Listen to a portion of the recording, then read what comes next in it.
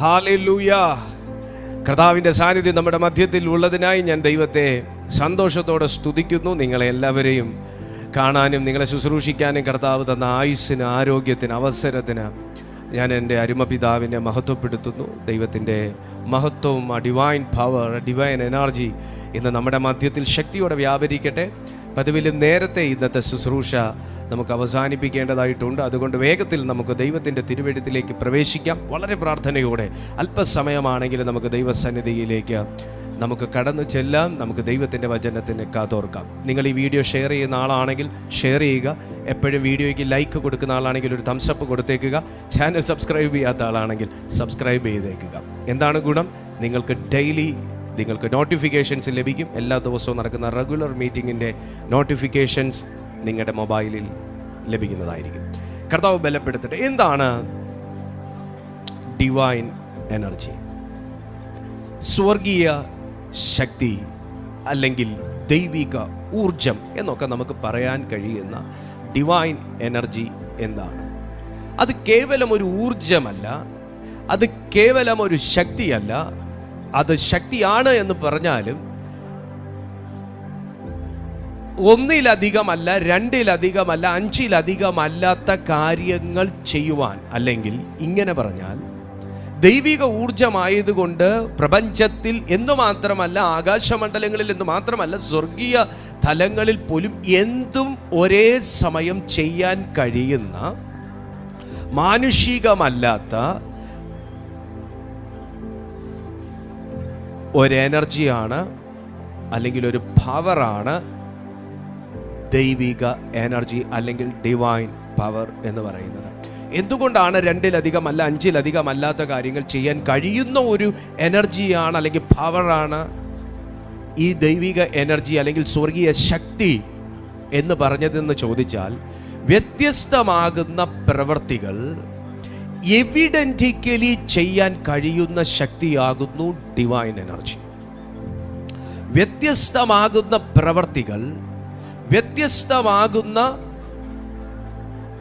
കർമ്മങ്ങൾ, വ്യത്യസ്തമാകുന്ന അടയാളങ്ങൾ, തിരുവെഴുത്ത് പ്രകാരം വ്യത്യസ്തമാകുന്ന അത്ഭുതങ്ങൾ ഒരു ഹാലൂസിനേഷൻ അല്ലാതെ എവിഡന്റിക്കലി എനിക്ക് സ്പർശിക്കാൻ കഴിയുന്ന നിലയിൽ, എനിക്ക് കാണാൻ കഴിയുന്ന നിലയിൽ, എനിക്ക് ലേൺ ചെയ്യാൻ കഴിയുന്ന നിലയിൽ ചെയ്യുവാൻ കഴിയുന്ന പ്രകൃത്യാതീതമാകുന്ന, അസാമാന്യമാകുന്ന, ഭൂമിയിലേതല്ലാത്ത ഒരു എനർജിയാണ് അല്ലെങ്കിൽ ഒരു പവറാണ് ഡിവൈൻ എനർജി അല്ലെങ്കിൽ ദൈവിക ഊർജം അല്ലെങ്കിൽ സ്വർഗീയ ശക്തി. അതിനെക്കുറിച്ചാണ് നമ്മൾ ഇന്ന് അല്പമായി ഒന്ന് ചിന്തിക്കാൻ പോകുന്നത്. അധികമായി ചിന്തിക്കേണ്ട ഒരു വിഷയമാണ്, എന്നാലും അല്പമായി നമ്മളൊന്ന് ചിന്തിക്കാൻ പോകുവാണ്. ദൈവത്തിൽ നിന്നുള്ള എനർജിയാണ് ഡിവൈൻ എനർജി എന്ന് പറയുന്നത്. ദൂതന്മാരിൽ നിന്നല്ല, മൂപ്പന്മാരിൽ നിന്നല്ല, വ്യക്തികളിൽ നിന്നല്ല, പ്യോർ ദൈവത്തിൽ നിന്ന് മാത്രം പുറപ്പെടുന്ന ഒരു എനർജിയാണ് ഡിവൈൻ എനർജി. മറ്റെന്തു ദൂതന്മാരിൽ നിന്ന് പുറപ്പെട്ടാലും, സ്വർഗീയ ജീവികളിൽ നിന്ന് പുറപ്പെട്ടാലും, അത് ദൈവം കൊടുത്തതിൻ്റെ അനന്തരഫലമായി അവർക്ക് പുറപ്പെടുവിക്കുവാൻ കഴിയുന്നതൊന്നു മാത്രമാണ്. ഗബ്രിയേൽ ചെയ്തിട്ടുണ്ടെങ്കിൽ, മിഖായേൽ ചെയ്തിട്ടുണ്ടെങ്കിൽ, മറ്റു ദൂതന്മാർ ചെയ്തിട്ടുണ്ടെങ്കിൽ, അതെല്ലാം ദൈവം നൽകിയതിൻ്റെ അനന്തരഫലമായി അവർക്ക് ചെയ്യാൻ കഴിഞ്ഞതാണ്. അങ്ങനെയാണെങ്കിൽ ഇതിൻ്റെ മാനുഫാക്ചറിങ് യൂണിറ്റ് അല്ലെങ്കിൽ ഇതിൻ്റെ ഒരു ഉത്ഭവ സ്ഥാനം, ഒരു പ്രഥമ സ്രോതസ് എന്ന് പറയുന്നത് ജീവനുള്ള ദൈവത്തിങ്കിൽ നിന്നാണ്. ഞാൻ എന്തിനിന്ന് ഈ സന്ദേശം എടുക്കുന്നു എന്ന് ചോദിച്ചാൽ, ദൈവം പറഞ്ഞതുകൊണ്ട് ഈ സന്ദേശം എടുക്കുന്നു. 2, എനിക്ക് നിങ്ങളോട് ചില കാര്യങ്ങൾ ഇതുമായി ബന്ധപ്പെട്ട് പറയാനുണ്ട്. എനിക്ക് നിങ്ങളെ കൊണ്ടുപോകാൻ അന്നും ഇന്നും ഇനി എന്നും കൊണ്ടുപോകാനുള്ളത് എപ്പോഴും ദൈവിക സന്നിധിയിലേക്കാണ്.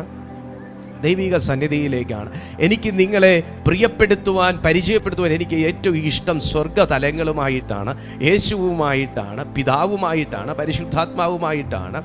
ആ ഒരു സ്വർഗീയ ഗൃഹത്തിലേക്ക് എനിക്ക് നിങ്ങളെ കണക്ട് ചെയ്യാനാണ് ദൈവം എന്നെ നിയോഗിച്ചിരിക്കുന്നതും അങ്ങനെ ചെയ്യാൻ പാടുള്ളൂ എന്ന് കർത്താവ് എന്നോട് പറഞ്ഞിട്ടുമുണ്ട്. ആമേൻ. അതിനകത്ത് ചിലപ്പോൾ പ്രവചനങ്ങൾ കാണും, അതിനകത്ത് ചിലപ്പോൾ രോഗശാന്തികൾ കാണും, അതിനകത്ത് ഭൂതശാന്തി ശുശ്രൂഷ കാണും. അത് ഈ ശുശ്രൂഷയ്ക്കകത്തുള്ളതാണ്.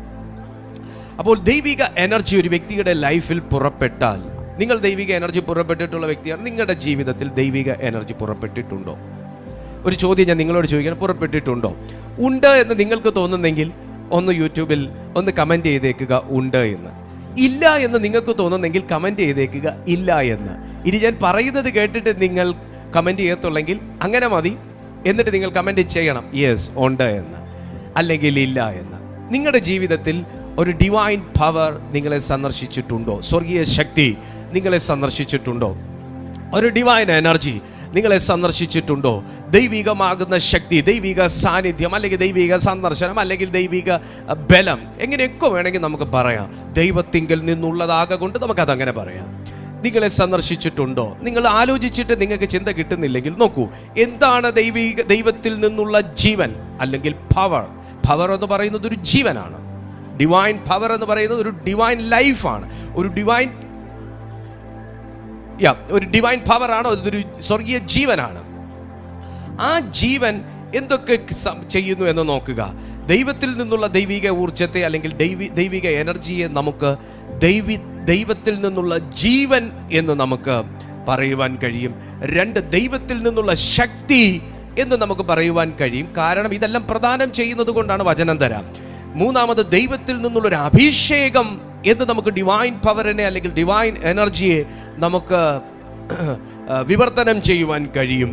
ഇതൊന്നും അല്ലെങ്കിൽ ദൈവികമാകുന്ന അനുഗ്രഹം എന്ന് നമുക്ക് പറയുവാൻ കഴിയും. എന്തുകൊണ്ട് പറയുവാൻ കഴിയും എന്ന ചോദ്യത്തിൻ്റെ ഉത്തരം ഇതാണ്: ഡിവൈൻ എനർജി ഇല്ലെങ്കിൽ ഒരു ഡിവൈൻ ലൈഫ് ഇല്ല.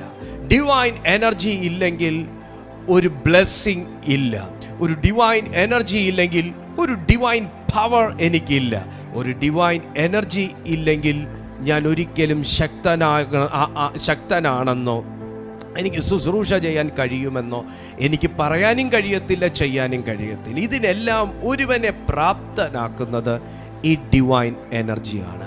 കഴിവില്ലാത്തവനെ എന്തോ വൻ കാര്യങ്ങൾ ചെയ്യുവാൻ പ്രാപ്തനാക്കിയിട്ടുണ്ടെങ്കിൽ അതിൻ്റെ പിന്നിൽ പ്രവർത്തിക്കുന്നൊരു ഡിവൈൻ എനർജിയുണ്ട്. ആ ഡിവൈൻ എനർജി ഇന്ന് നിങ്ങളുടെ ഭവനത്തിലേക്ക് ഇറങ്ങി വന്നിരിക്കും. ആ ദൈവിക ശക്തി നിങ്ങളുടെ വീട് സന്ദർശിച്ചിരിക്കും. ആ ദൈവിക ബലം ഇന്ന് നിങ്ങൾ അണിയിച്ചിരിക്കും. നമുക്ക് ഇതൊരു ആത്മീയ സത്യമാണ്. ബൈബിളിൽ ഇതിൻ്റെ പല നിലയിലുള്ള രൂപങ്ങൾ കാണാം. പരിശുദ്ധാത്മാവിൻ്റെ ശക്തിയായി നമുക്ക് കാണാം. വെളിപ്പാടുകളായി ചിലർ ഇത് അനുഭവിച്ചിട്ടുണ്ട്. ഒരു അനുഭവമായി പലരുടെ ജീവിതത്തിൽ പഴയ നിയമത്തിലും പുതിയ നിയമത്തിലും അനുഭവിച്ചിട്ടുണ്ട്. അത് എവിടെയൊക്കെയാണെന്ന് നമുക്ക് അല്പമായിട്ടൊന്ന് നമുക്ക് ചിന്തിക്കാമെങ്കിൽ, ഒന്ന്, ഡിവൈൻ എനർജിയിൽ ഒരു വ്യക്തി വിശ്വസിച്ചാൽ, സ്വർഗീയമാകുന്ന ഈ എനർജി എന്ന് പറയുമ്പോൾ നിങ്ങൾ മറ്റ് ചില ആൾക്കാർ ഭൂമിയിൽ ദൈവമില്ല, ഒരു എനർജി മാത്രമേ ഉള്ളൂ എന്ന് പഠിപ്പിക്കുന്നുണ്ട്. ആ എനർജി അല്ല കേട്ടോ. ഞാൻ നമ്മുടെ ഒരു മനസ്സിലാക്കുന്നതിൻ്റെ എളുപ്പത്തിന് വേണ്ടി ആ ഒരു പദം ഉപയോഗിക്കുന്നു എന്നേ ഉള്ളൂ. ഇതൊരു ശക്തിയാണ്, ഇതൊരു ബലമാണ്, ഇതൊരു റിയാലിറ്റിയാണ്. ഇപ്പം എനർജി എന്ന് പറയുമ്പോൾ എനിക്കിപ്പോൾ ഈ ഒരു സാധനത്തിനെ ഇവിടുന്ന് അങ്ങോട്ട് നീക്കി വെക്കാൻ ഞാൻ ഉപയോഗിക്കുന്ന ഒരു പ്രേരക ശക്തിയെ അല്ല ഞാൻ ഈ ഉദ്ദേശിക്കുന്നത്. അതിനും അപ്പുറമായി ചില കാര്യങ്ങൾ ബിബ്ലിക്കലി ഉണ്ടെങ്കിൽ മാത്രം നിങ്ങൾ വിശ്വസിച്ചാൽ മതി.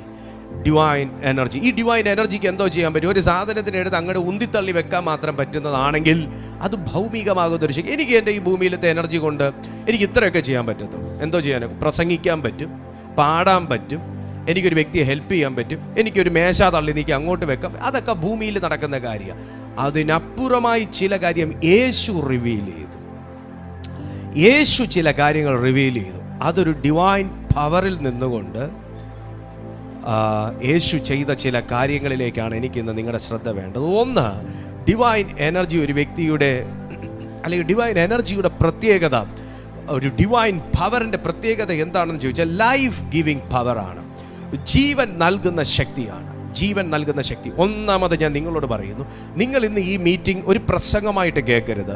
ഇത് നിങ്ങൾ ഞാൻ സംസാരിക്കുന്നതിനൊരു അനുഭവത്തിൽ കൊണ്ടുവരാൻ നിങ്ങൾ മനഃപൂർവ്വമായി നിങ്ങൾ ദൈവത്തോട് പ്രാർത്ഥിക്കുക. കർത്താവേ, ഇദ്ദേഹം പറയുന്നത് എൻ്റെ ലൈഫിൽ ഇതൊരു അനുഭവമാക്കി മാറ്റണം, ഒരു അനുഭവമാക്കി മാറ്റണം. ഇന്നലത്തെ മെസ്സേജ് ഭയങ്കര അനുഭവങ്ങളുള്ളവരാണെന്ന് ഉള്ളതായിട്ട് ഒത്തിരി പേർ എനിക്ക് കമൻറ്റ് ചെയ്തു. അത് അനുഭവങ്ങളാക്കി മാറ്റുവാൻ, അല്ലെങ്കിൽ അവരുടെ ലൈഫിലെ അനുഭവങ്ങളായി അത് സംസാരിച്ചപ്പോൾ അവരെ അത് കൂടുതൽ സ്വാധീനിച്ചു. സോ ഞാൻ ഈ മെസ്സേജ് സംസാരിച്ചുകൊണ്ടിരിക്കുമ്പോൾ ഇതിലോരോന്നും നിങ്ങളുടെ അനുഭവങ്ങളായി മാറാൻ പോകുകയാണ്. ഒന്ന്, ഡിവൈൻ എനർജി എന്ന് പറയുന്നത് ഒരു ലൈഫ് ഗിവിങ് പവറാണ്, ജീവൻ നൽകുന്ന ശക്തി. അപ്പോൾ എനിക്കിന്ന് നിങ്ങളെ ഒന്ന് തട്ടി വിളിക്കാൻ ആഗ്രഹമുണ്ട്. കാരണം എവിടെയൊക്കെയോ നിർജീവത്വം ബാധിച്ചിരിക്കുന്ന ചില വ്യക്തിത്വങ്ങളിലേക്ക് ഒരു ലൈഫ് ഗിവിംഗ് പവർ ദൈവത്തിൻ്റെ ആത്മാവ് സെൻഡ് ചെയ്യാൻ ആഗ്രഹിക്കുകയാണ്. അത് വിശ്വസിക്കുന്നവരുടെ മേൽ സംഭവിക്കുന്നു. എന്താണ് ദൈവിക എനർജി? ഇപ്പം മിസ്റ്റർ ദീപുവിൻ്റെ ലൈഫിൽ ഞാൻ ആകെ ഡള്ളായിട്ടിരിക്കുകയാണ്. ഞാൻ സ്പിരിച്വലി ഡള്ളായിരിക്കുന്നു, ഫിസിക്കലി വല്ലാതെ ഡള്ളായിരിക്കുന്നു, ക്ഷീണിച്ചിരിക്കുന്നു, സാമ്പത്തികമായി ഞാൻ വല്ലാതെ ക്ഷീണിച്ചിരിക്കുന്നു, ഒന്നിനൊരു എനർജിയില്ല, പ്രാർത്ഥിക്കാൻ ഒരു എനർജിയില്ല. ഒരു ദൈവദാസൻ എൻ്റെ അടുത്ത് വന്ന് പ്രാർത്ഥിച്ചാൽ പോലും, ചില ദൈവാലോചനകൾ കൈമാറിയാൽ പോലും എനിക്ക് ആമേൻ, അദ്ദേഹത്തെ മുഷിപ്പിക്കേണ്ടെന്നോർത്ത് ആമേൻ പറയാമെന്നല്ലാതെ അത് എനിക്ക് താല്പര്യത്തോടെയോ വിശ്വാസത്തോടെയോ ഒരു സ്പിരിച്വൽ എനർജിയോട് അതിനെ അബ്സോർബ് ചെയ്യാൻ പറ്റാത്തതുപോലെ എന്നെ മരവിപ്പിച്ചിട്ടിരിക്കുന്ന, അല്ലെങ്കിൽ മരവിപ്പിച്ചിടാൻ കഴിയുന്ന, അതിന് ശേഷിയുള്ള ചില സ്വാധീന ശക്തികൾ നമ്മുടെ ഈ എർത്തിലുണ്ട്. ഇവിടെയാണ് ദൈവിക ഊർജത്തിൻ്റെ, ഡിവൈൻ പവറിൻ്റെ ഒരു ഡിവൈൻ സൊല്യൂഷൻ വെളിപ്പെടുന്നത്. ആത്മാവിനോട് പറയുന്നത്, ചില വ്യക്തികളെ ആഴത്തിൽ വന്ന് കർത്താവ് സന്ദർശിക്കുന്നു കേട്ടോ. ആഴത്തിലേക്ക് ഇറങ്ങി ഇന്ന് നിങ്ങളെ ദൈവം പരിഗണിക്കുന്ന ഒരു ദിവസമാണ്. എന്താണ് ഒരു ലൈഫ് ഗിവിംഗ് പവർ? അതൊരു മെസ്സേജിലൂടെ ആയിരിക്കാം, ഒരു പാട്ടിലൂടെ ആയിരിക്കാം, ഒരു ആരാധന സ്ഥലത്ത് വെച്ചായിരിക്കാം, അതൊരു ഹോളി സ്പിരിറ്റ് എൻകൗണ്ടറിലൂടെ ആയിരിക്കും. ഒരു ഡിവൈൻ പവർ ഒരു വ്യക്തിയെ സന്ദർശിച്ചാൽ എന്താണ് സംഭവിക്കുന്നത്? ഡിവൈൻ പവർ, ഞാൻ നേരത്തെ പറഞ്ഞ പോലെ എൻ്റെ മേൽ, ഞാൻ ശോഷിച്ചിരിക്കുന്ന, ഞാൻ ക്ഷീണിച്ചിരിക്കുന്ന എൻ്റെ മേൽ ആ ഡിവൈൻ പവർ ഒരു എൻകൗണ്ടറായി പ്രവേശിച്ചു കഴിഞ്ഞാൽ ആദ്യം എക്സോസ്റ്റ് ചെയ്ത് കളയുന്നത് എന്തായിരിക്കും എന്ന് ചോദിച്ചാൽ മരണത്തെ പുറന്തള്ളും. ഞാൻ സാമ്പത്തികമായി താഴ്ന്നു പോകുക എന്ന് പറയുന്നത് ഒരു മരണം തന്നെയാണ്. കാരണം എൻ്റെ ഫൈനാൻഷ്യൽ ഏരിയയിൽ എനിക്ക് ലൈഫ് വേണം, എങ്കിലേ എനിക്ക് അതിനെ മാനേജ് ചെയ്ത് കൊണ്ടുപോകാൻ പറ്റത്തുള്ളൂ. രണ്ട്, ഞാൻ ആത്മീയമായി ശോഷിക്കുക എന്ന് പറയുന്ന ഒരു മരണം തന്നെയാണ്.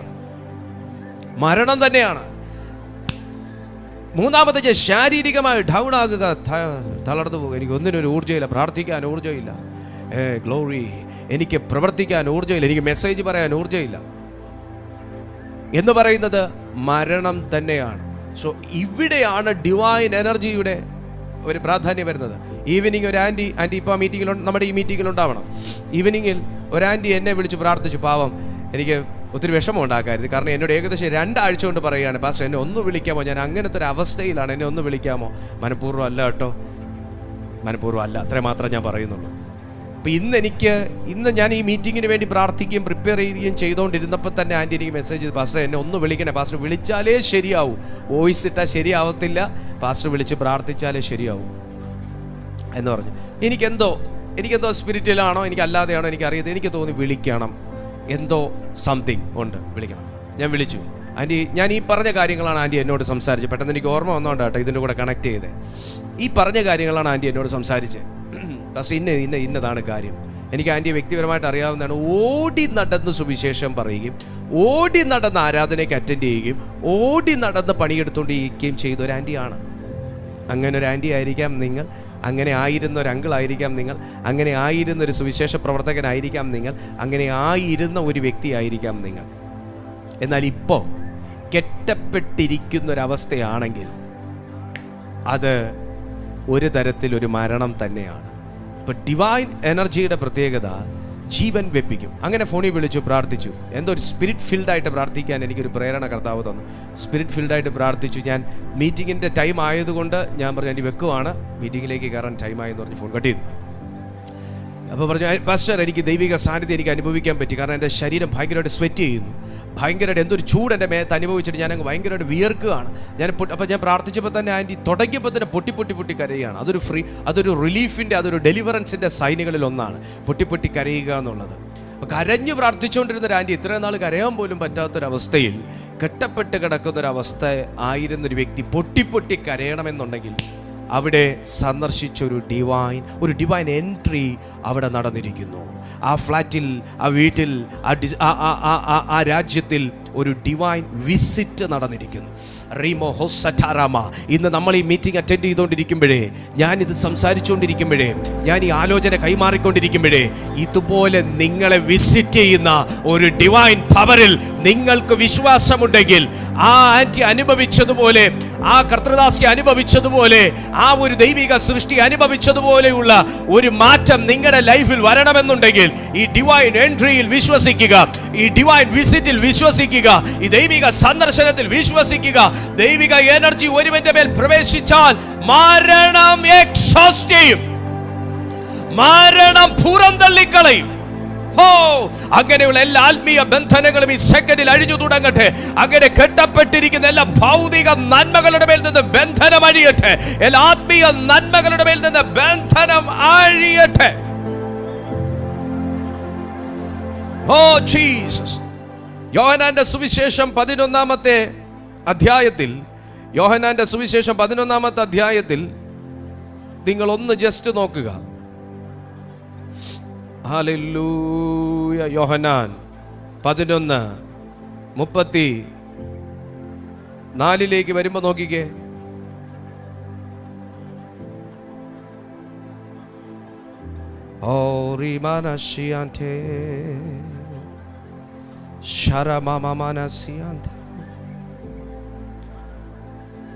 I'm sorry, 34 അല്ല 43 യോഹന്നാൻ 11:43.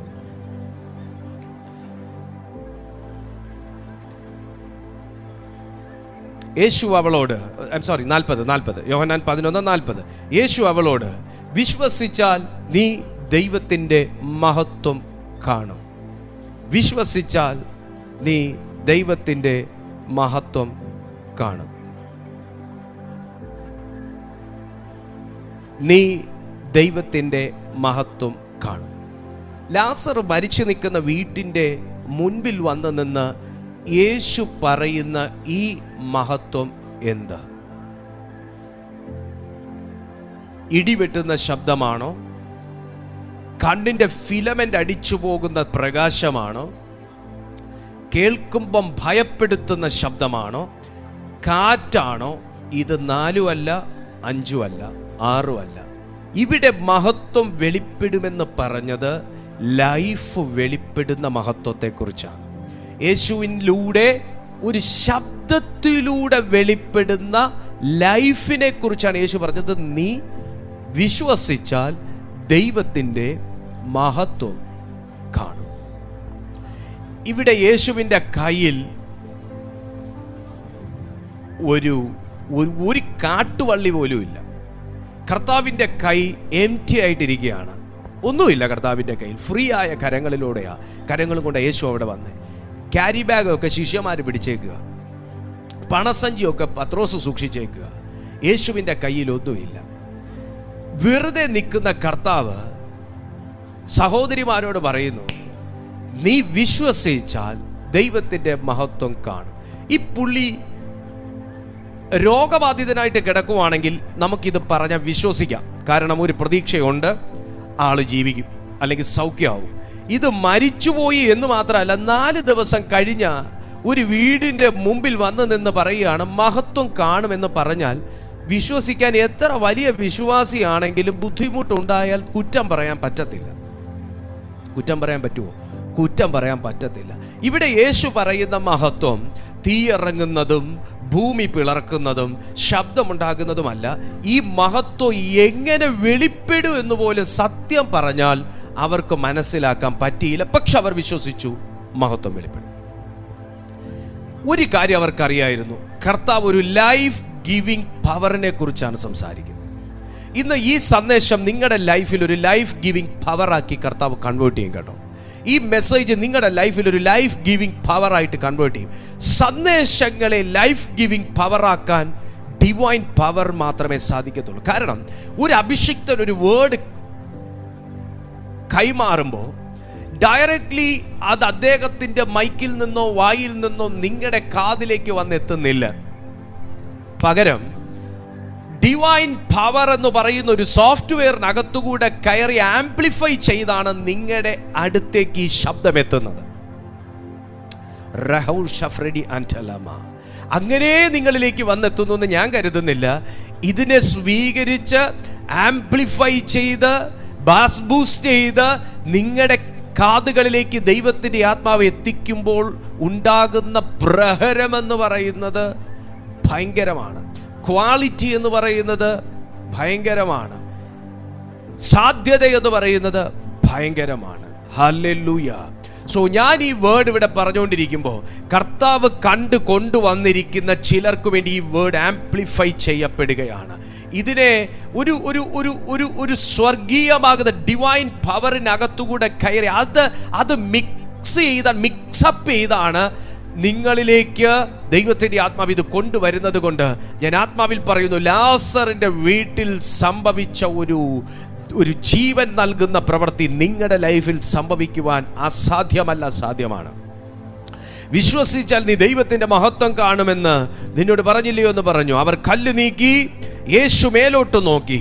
പിതാവേ, നീ എൻ്റെ അപേക്ഷ കേട്ടതിനാൽ ഞാൻ നിന്നെ വാഴ്ത്തുന്നു. നീ എപ്പോഴും എൻ്റെ അപേക്ഷ കേൾക്കുന്നു എന്ന് ഞാൻ അറിഞ്ഞിരിക്കുന്നു. എങ്കിലും നീ എന്നെ അയച്ചു എന്ന് ചുറ്റും നിൽക്കുന്ന പുരുഷാരം വിശ്വസിക്കേണ്ടതിന് അവരുടെ നിമിത്തം ഞാൻ പറയുന്നു എന്ന് പറഞ്ഞു. ഇങ്ങനെ പറഞ്ഞിട്ട് അവൻ ലാസറെ പുറത്തു വരിക എന്ന് ഉറക്കെ വിളിച്ചു. മരിച്ചവൻ പുറത്തു വന്നു.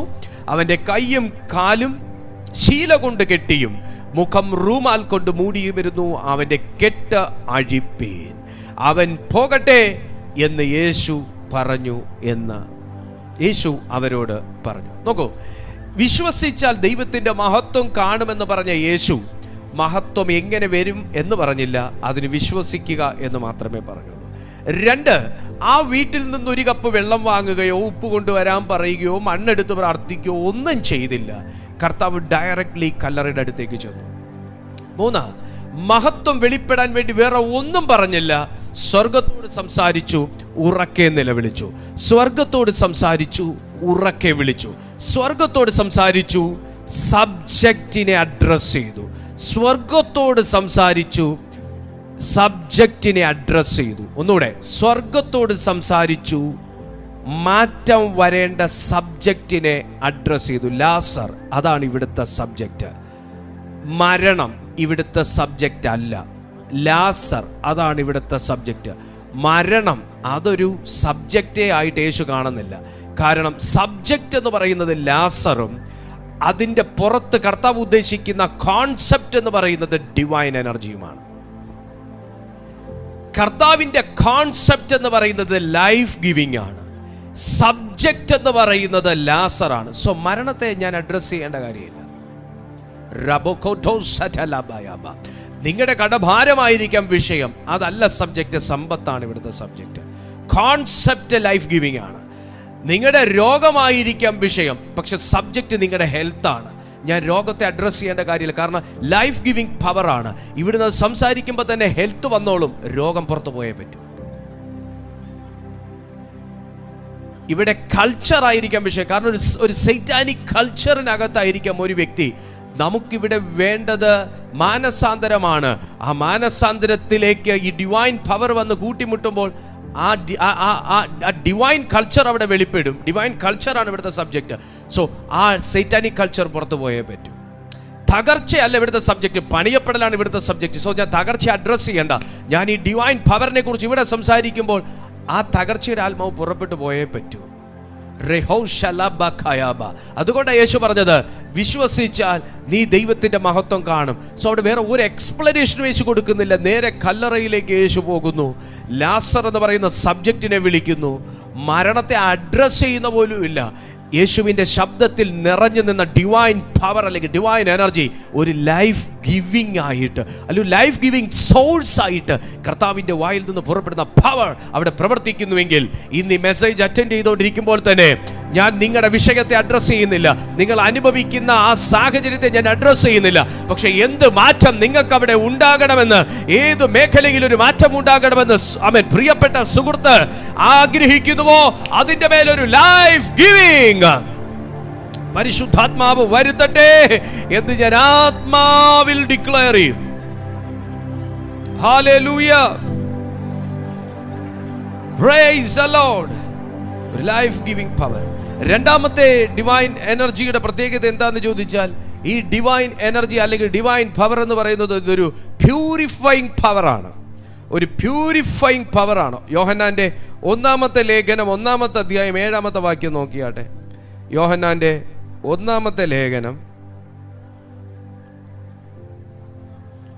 1-ാമത്തെ അധ്യായം അതിൻ്റെ 7-ാമത്തെ വാക്യത്തിൽ പറയുന്നു, അവൻ വെളിച്ചത്തിൽ ഇരിക്കുന്നത് പോലെ നാം വെളിച്ചത്തിൽ നടക്കുന്നുവെങ്കിൽ നമുക്ക് തമ്മിൽ കൂട്ടായ്മയുണ്ട്. അവൻ്റെ പുത്രനായ യേശുവിൻ്റെ രക്തം സകല പാപവും പോക്കി നമ്മെ ശുദ്ധീകരിക്കുന്നു. Purifying power. അവൻ ഇരിക്കുന്നത് പോലെ. അവൻ എവിടെ ഇരിക്കുന്നു, അവൻ എങ്ങനെ ഇരിക്കുന്നു, അതൊരു ഡിവൈൻ എനർജിയായി ഇപ്പോഴും നിലകൊള്ളുന്നു. സ്വർഗീയ ശക്തിയായി ഇപ്പോഴും നിലകൊള്ളുന്ന കർത്താവുമായിട്ട് നമുക്ക് വേണ്ടത് എന്താണ്? അസോസിയേഷനാണ്, അല്ലെങ്കിൽ ഒരു ഫെല്ലോഷിപ്പാണ്. അങ്ങനെ ഒന്നുണ്ടെങ്കിൽ, അതാ യോഹന്നാൻ ഇവിടെ പറയുന്നത്, അങ്ങനെ നിങ്ങൾക്കൊരു ഫെല്ലോഷിപ്പ് ആ ദൈവമായിട്ടുണ്ടെങ്കിൽ, അങ്ങനെ ഒരു കൂട്ടിമുട്ടൽ നിങ്ങൾക്ക് ആ ഡിവൈൻ പവറുമായിട്ടുണ്ടെങ്കിൽ, തിരുവെഴുത്ത് പറയുന്നു അങ്ങനെ ഒരു കൂട്ടായ്മയുണ്ടെങ്കിൽ ഒരു പ്യൂരിഫൈങ് പ്രോസസ് നടക്കും. എന്താ അത്? അവൻ്റെ പുത്രനായ യേശുവിൻ്റെ രക്തത്തിലൂടെ നിങ്ങളെ അവിടുന്ന് പാപങ്ങൾ കഴുകി പോക്കി ശുദ്ധീകരിക്കുന്നു. പലർക്കും ശുദ്ധി ഇല്ലാത്തതാണ്, ദൈവം ആഗ്രഹിക്കുന്നത് പോലത്തെ ശുദ്ധി ഇല്ലാത്തതാണ് ഡിവൈൻ പവറുമായിട്ടുള്ള ഒരു കണക്ഷൻ്റെ തടസ്സം. ഡിവൈൻ എനർജിയുമായിട്ടുള്ള ഒരു കണക്ഷൻ്റെ തടസ്സം ആ പ്യൂരിഫിക്കേഷനിലുള്ള അപൂർണതയാണ്. നമ്മൾ വാക്കുകൾ കൊണ്ട് നമ്മളെ ശുദ്ധീകരിക്കുന്നുണ്ട്, ചെയ്യുന്നുണ്ട്. പക്ഷേ എവിടെ വയ്ക്കും? ഈ ഫെല്ലോഷിപ്പിനകത്ത് വരുമ്പോഴാണ്. ഇപ്പം നിങ്ങൾ ഈ മീറ്റിങ്ങിൽ അറ്റൻഡ് ചെയ്യുന്നത് കൊണ്ടാണ്, പലരും പറഞ്ഞതാണ് ഞാൻ നിങ്ങളോട് പറയുന്നത്. പലരുടെയും സാക്ഷ്യങ്ങളും നിങ്ങളുടെ കമൻറ്റുകളും വായിച്ചതിൻ്റെ ഓർമ്മയിലാണ് ഞാൻ പറയുന്നത്. പലരും പറയുന്നു തിരുവെഴുത്തിനകത്ത് ഇങ്ങനെയൊക്കെ കാര്യങ്ങളുണ്ടെന്ന് ഞങ്ങൾ അറിയുന്നത് ഇപ്പോഴാണ്. ഈ വാക്യവചനങ്ങൾക്കകത്ത് ഇത്രയും വലിയ ആഴങ്ങളുണ്ടെന്ന് ഞങ്ങൾ അറിയുന്നത് ഈ മിനിസ്ട്രിയിൽ അറ്റൻഡ് ചെയ്തതിന് ശേഷമാണ്. സ്തോത്രം. ഇത് പോലെയാണ് ഈ പറയുന്ന ഈ ശുദ്ധീകരണത്തിൻ്റെ കാര്യവും.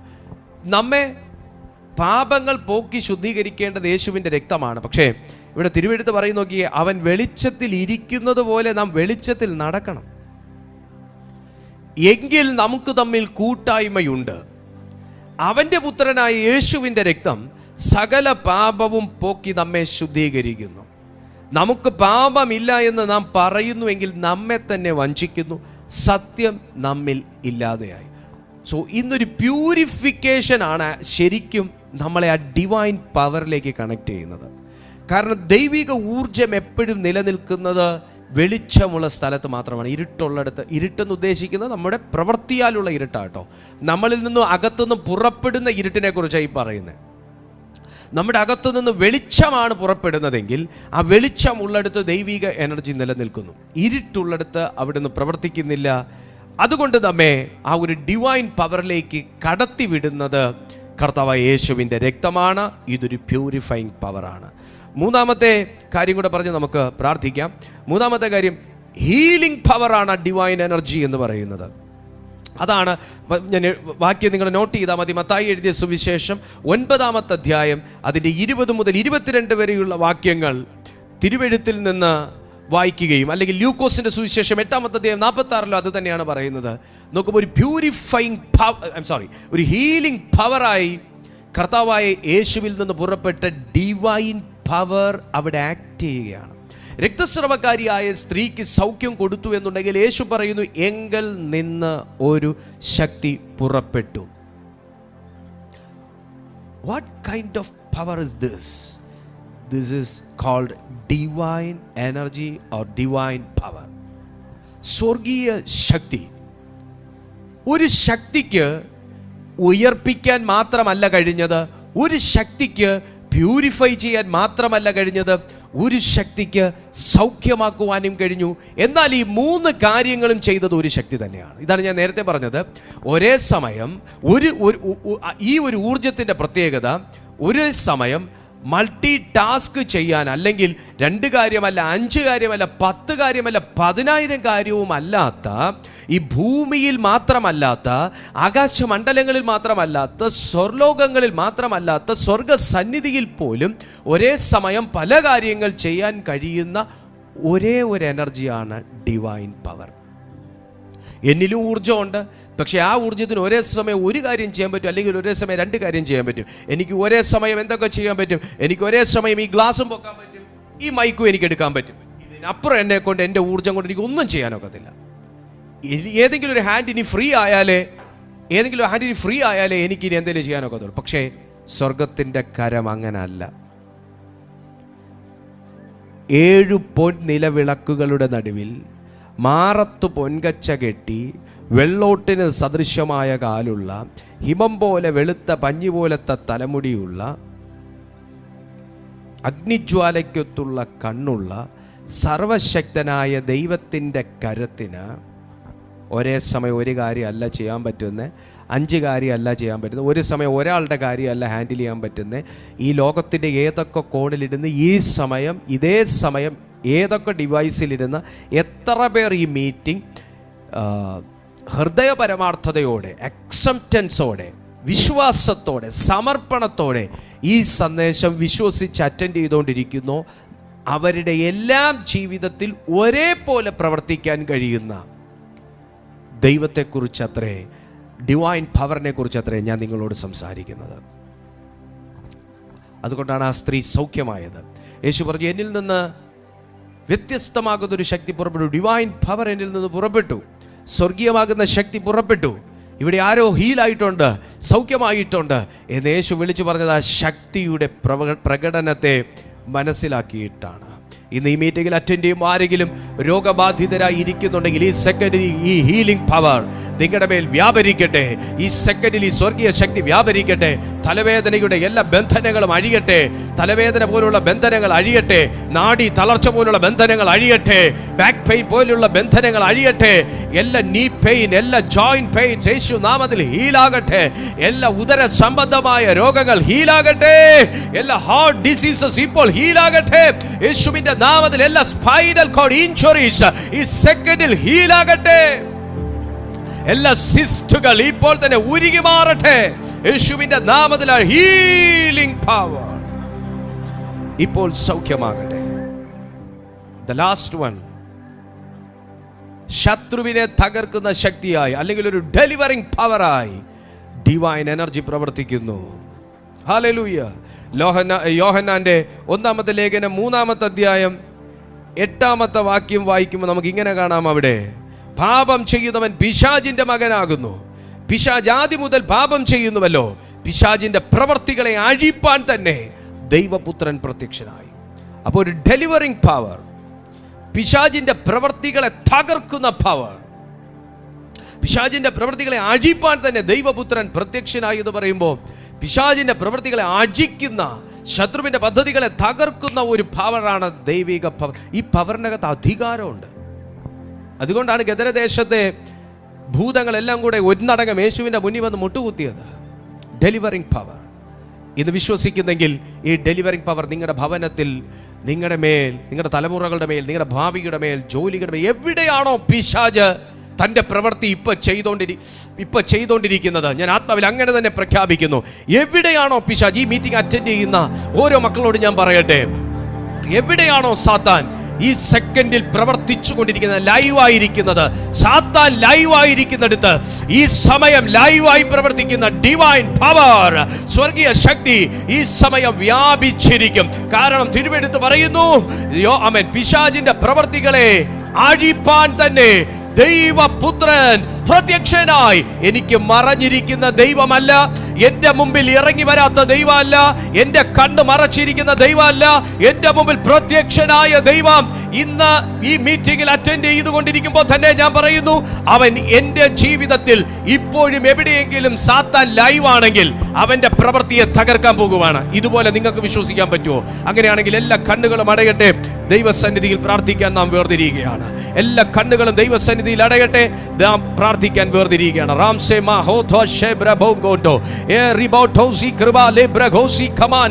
In the mighty powerful name of Jesus, mighty powerful name of Jesus. Oh, Rikaba, Elabredi Anteli Bragoshia.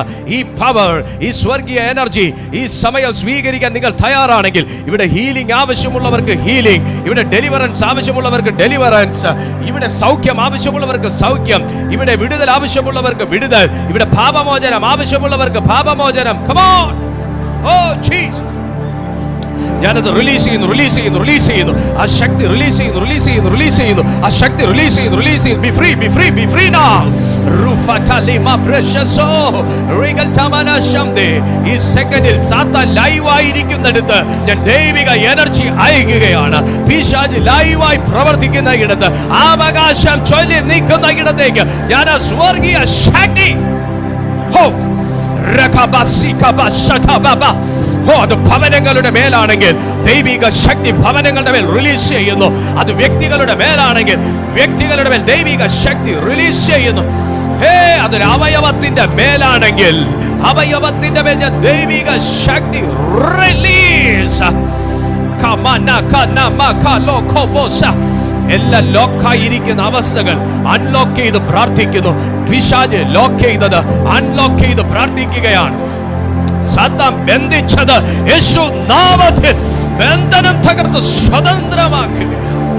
കുടുംബങ്ങൾ സ്വതന്ത്രമാകട്ടെ, വ്യക്തികൾ സ്വതന്ത്രമാകട്ടെ, മിനിസ്ട്രി സ്വതന്ത്രമാകട്ടെ, സോള് സ്വതന്ത്രമാകട്ടെ, ഓർഗൻസ് സ്വതന്ത്രമാകട്ടെ, അസ്ഥികൾ സ്വതന്ത്രമാകട്ടെ, നാഡി ഞരമ്പുകൾ സ്വതന്ത്രമാകട്ടെ, ഭവനം സ്വതന്ത്രമാകട്ടെ, കുടുംബം സ്വതന്ത്രമാകട്ടെ, സമ്പത്ത് സ്വതന്ത്രമാകട്ടെ, ജോലി സ്വതന്ത്രമാകട്ടെ. യേശു നാമത്തിൽ സകല പൈശാചിക പീഡകളെയും ആത്മാവിൽ ബന്ധിച്ചു തകർക്കുകയാണ്. ഓ പവർ. എനിക്കറിയാം അനേകരുടെ മേൽ ദൈവിക ജീവൻ ഇറങ്ങി വരിക. മരണത്തെ ശാസിക്കുന്നു. ദൈവം വന്നത് ജീവൻ തരാനാ, സമൃദ്ധമായ ജീവൻ തരാനാ.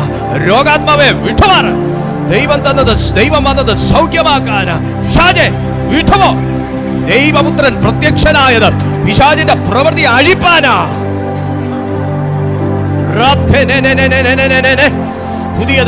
പുതിയത് ഒരു പുതിയ പ്രകാശം വെളിപ്പെടട്ടെ.